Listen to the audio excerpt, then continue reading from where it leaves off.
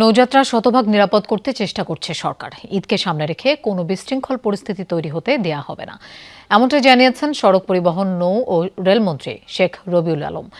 সকালে নৌ নিরাপত্তা সপ্তাহ উদ্বোধন শেষে তিনি বলেন, লঞ্চ মালিকদের জবাবদিহিতার মধ্যে আনা হবে, নৌপথকে আরও শৃঙ্খলার মধ্যে নিয়ে আসার কথাও বলেন মন্ত্রী। অনুষ্ঠানে নৌ প্রতিমন্ত্রী মোহাম্মদ রাজিব আহসান বলেন, ঈদে অনুমোদনহীন ও ফিটনেসবিহীন নৌযান চলতে দেয়া হবে না। সেজন্য নৌ পুলিশ, কোস্টগার্ড সহ সংশ্লিষ্টদের নির্দেশ দেন তিনি।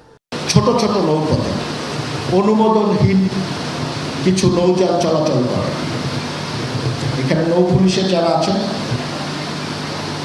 কোস্টগার্ডের যারা আছেন, আপনাদেরকে অনুরোধ করবো এই বিষয়টি একটু সতর্কভাবে দেখার জন্য। আমাদের নৌপথটা অনেকটা গড গিফটেডের মতো, গড গিফটেড।